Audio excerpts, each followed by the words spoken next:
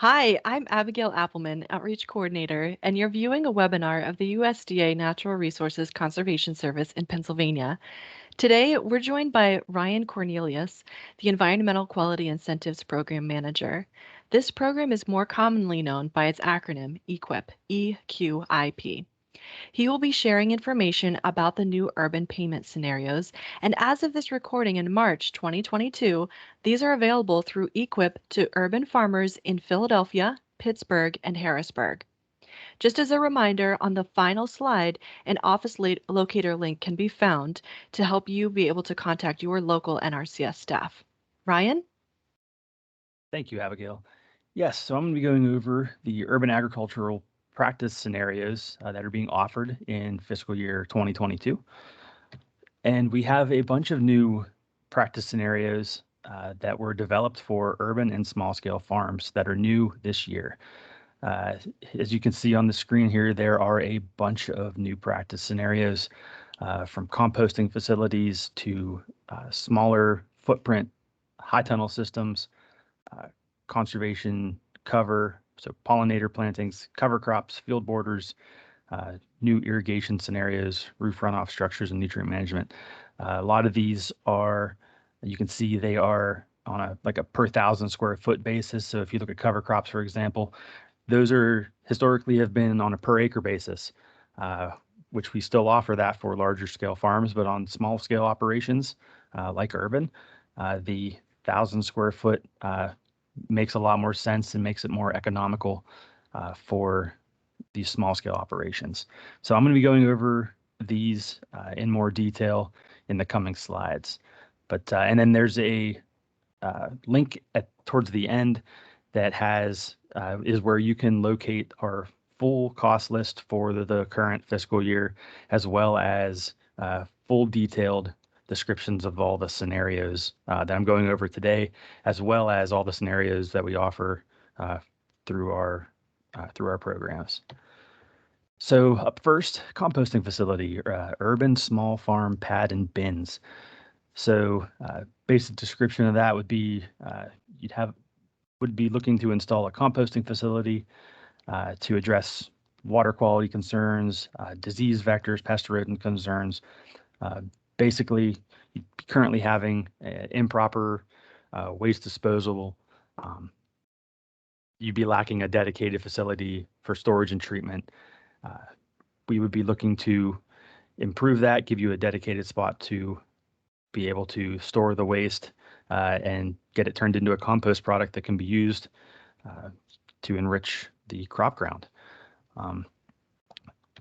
So the before situation, like I mentioned, you'd be having some sort of environmentally unsafe disposal currently.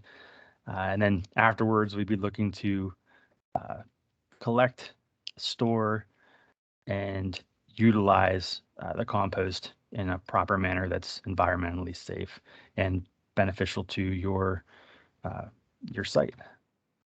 High tunnels. So as you're aware, NRCS has offered high tunnels for many years. We have a couple different styles that are typically installed, the Quonset style or the Gothic style. High tunnels are also known as hoop houses. We end up having to have a minimum of 6 foot high in the middle. Typical sizes for larger ones have ranged from 30 feet wide to 30 to 96 feet long, with ventilation from roll-up sides and wall openings. Now, this year, we are able to, we have the new scenario, which is going to better incentivize smaller operations. So when you saw the previous slide where it mentioned the 30 by 96, if you want to go smaller, it's going to work out better for you for these smaller operations. Again, so some requirements for high tunnels: minimum of 6 foot height in the peak. The covers are polyethylene, minimum 6 mil greenhouse grade, UV resistant material. The plants need to be grown in the ground. They can't be grown on tables. You need a relatively level site, level or less than 5% slope, and they need to be a manufactured kit designed and managed for wind and snow load that meet our NRCS standards and specifications. So I have the two scenarios listed here. We have a regular high tunnel snow and wind load, and then we have a small high tunnel snow and wind load. So the main difference is the small one is less than or equal to 600 square feet. So otherwise, the standards are the same for that, but it's going to better incentivize. It's going to be a higher dollar per square foot payment that we would be able to help offset the cost of the high tunnel for these smaller operations with the scenario of equal to or less than or equal to 600 square feet. So pretty much the before situation for this would be cropland where you're looking to extend your growing season. We'd be looking to address some resource concerns, mainly plant health and vigor. And then the after situation is you'd have a longer growing season, 1 to 4 months on average. It's a very popular practice and that you might be interested in. So here's the main differences here on this one. So this year, the payment rates for high tunnels, for the regular high tunnel, it's $3.50 per square foot. And for historically underserved participants, it's $3.79 per square foot.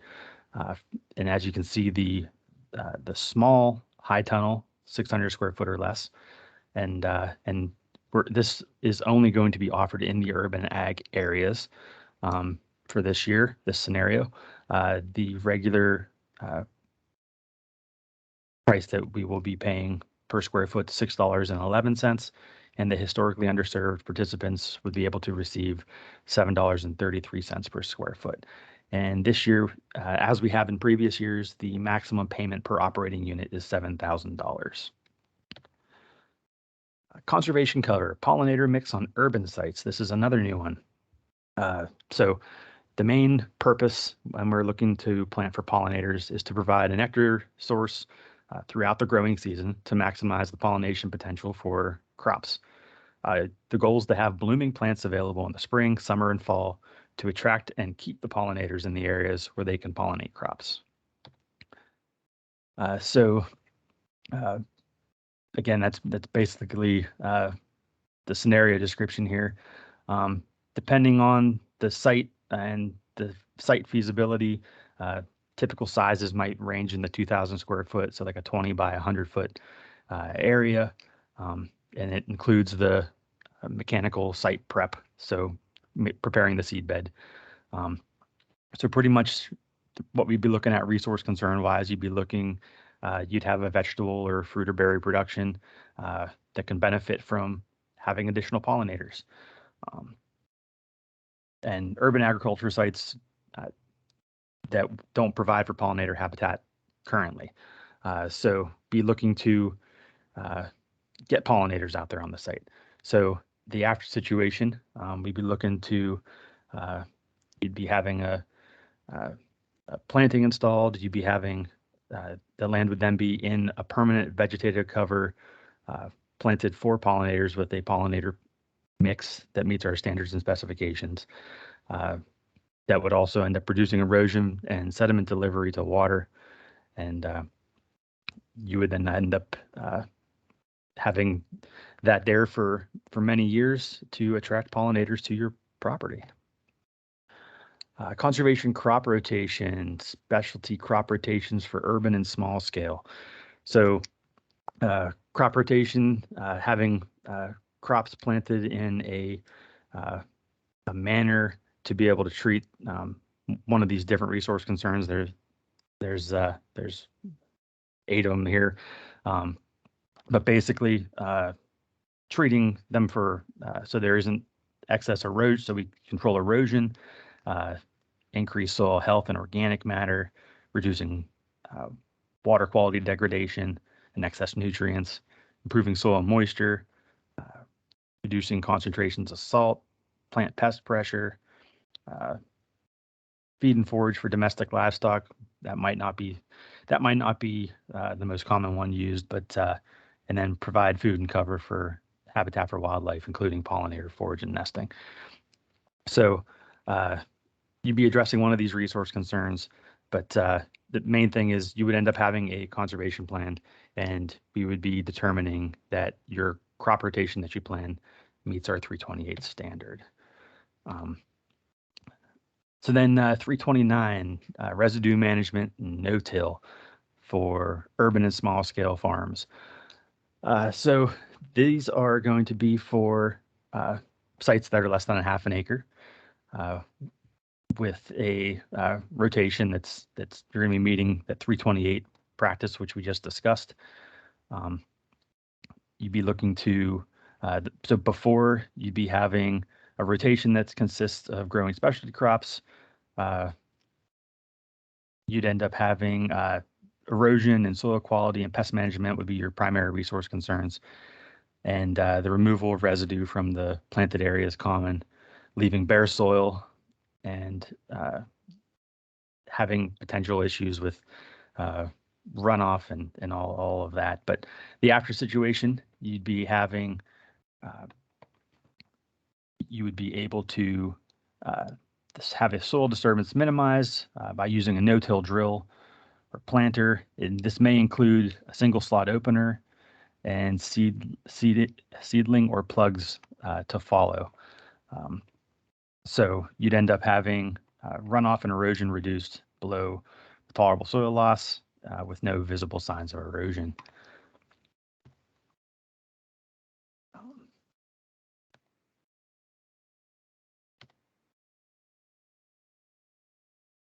So cover crops.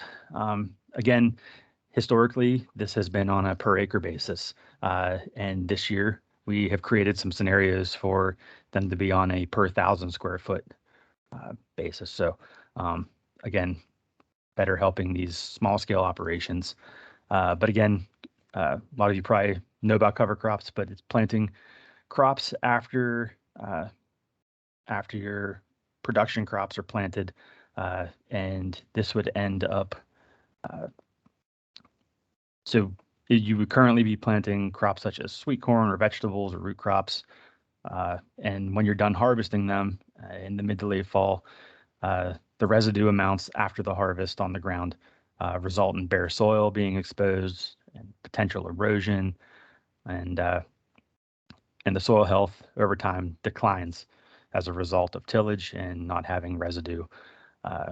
And here, after cover crops are implemented, you'd have crops growing during times when you didn't have crops growing before. So you'd be able to have crops year round that would end up helping with cover throughout the winter and early spring.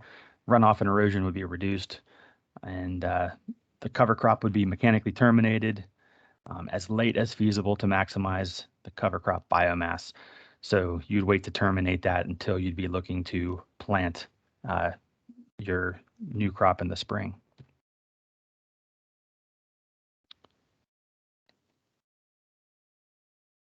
Multi-species cover crop per 1,000 square feet. So this ends up, it's again, another cover crop. This would be 2 or more species being planted in a mix.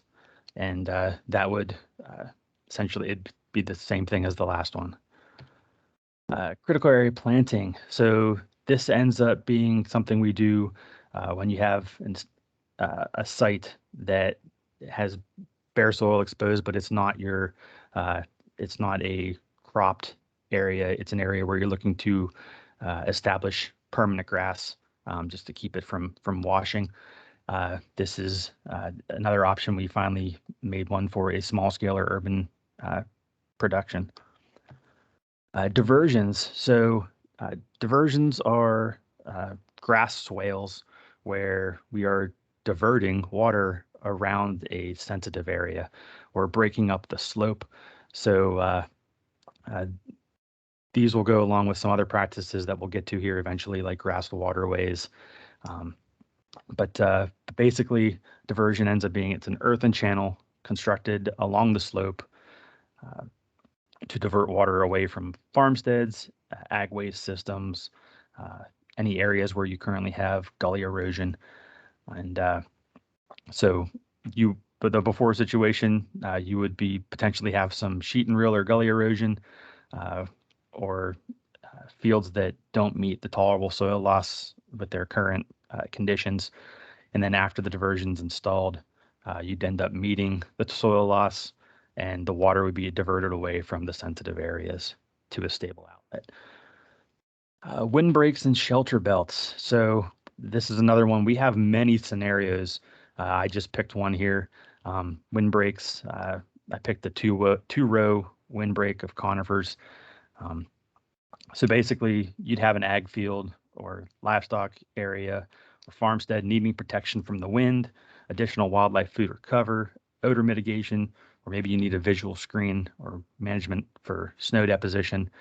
And after you'd plant a windbreaker shelter belt, wind would be cut down, soil erosion would be cut down, less energy lost, and to manage snow and deposition. And again, it's a tree planting to help provide a screen or shelter from the wind. Field border. So we have a small scale urban field border now. This would be a planting around a perimeter of a field. This might take a certain scenario where, or a certain type of operation where you're not necessarily crunched for space or have, but if you're interested in planting a field border, and having a grass planting or a pollinator type planting around the border of the field, this might be for you. Grassed waterways. So mentioned diversions before. This is essentially sort of the same thing here, but grass waterways end up going up and down the slope rather than across. This helps convey water to a safe and stable outlet as well.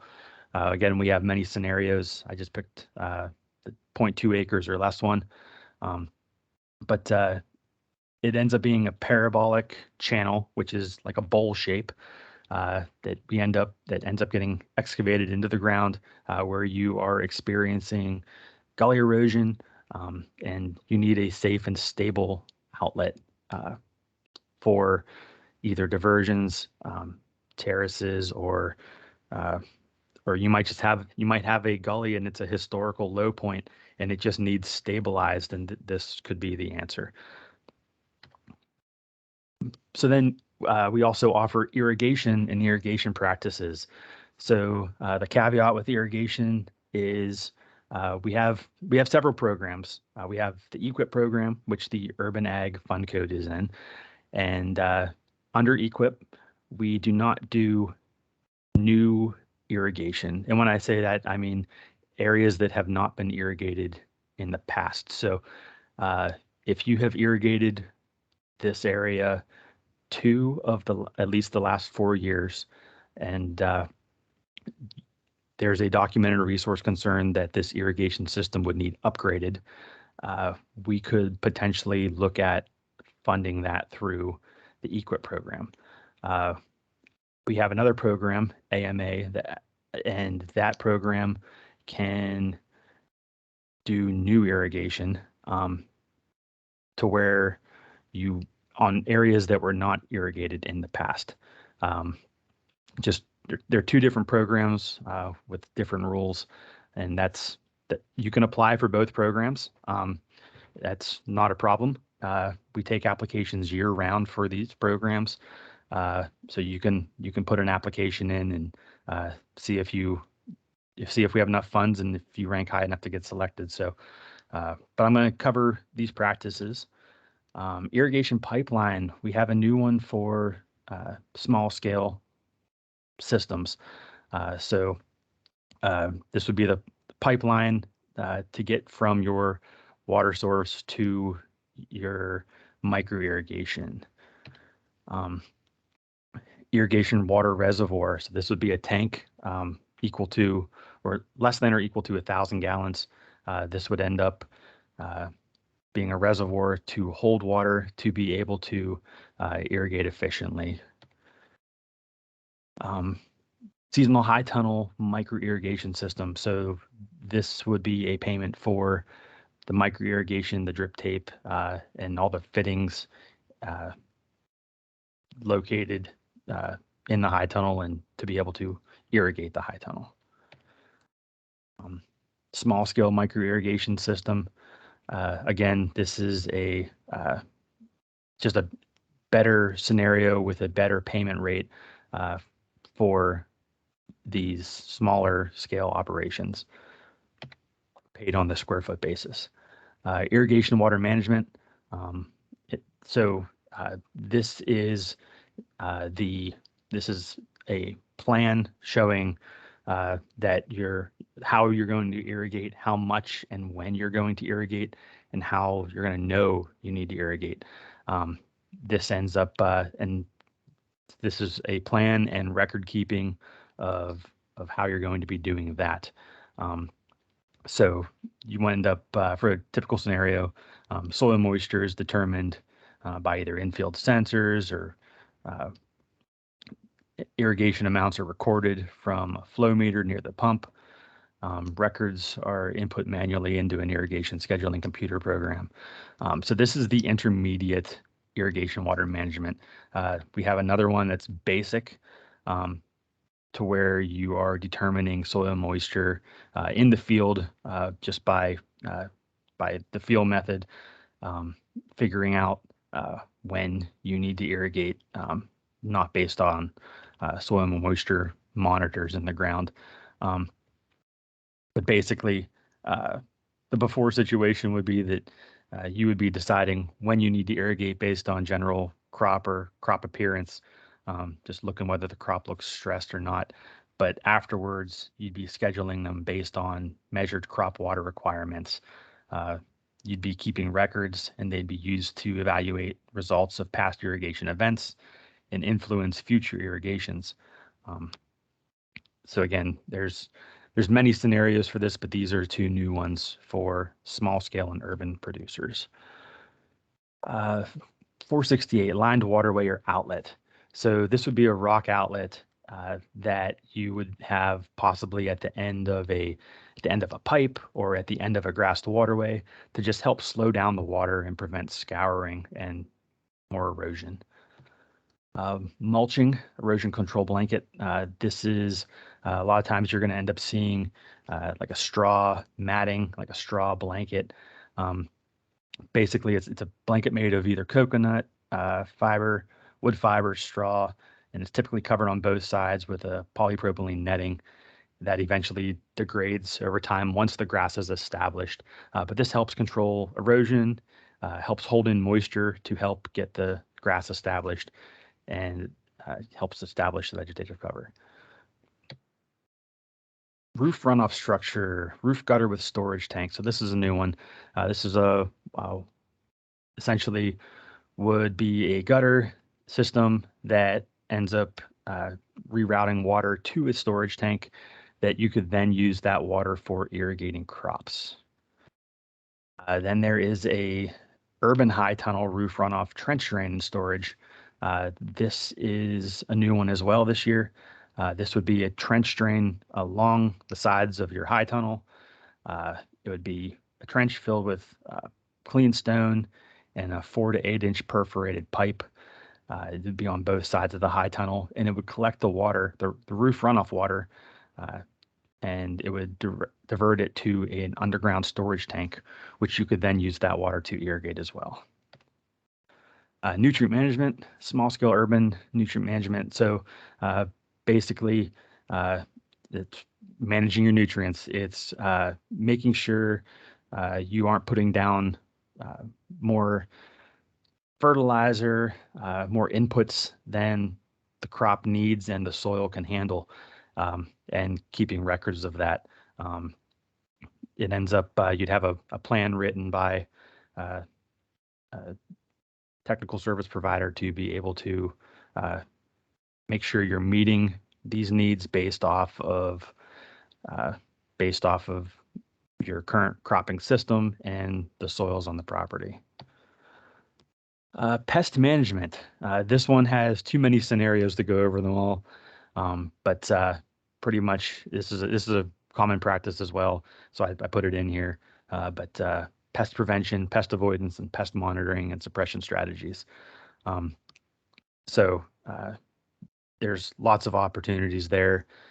You can go to that website to see all the different scenarios and options there. But again, this would be something, all of these are, the best thing to do would be contact your local NRCS office and meet with them out on your site and go over your goals and objectives.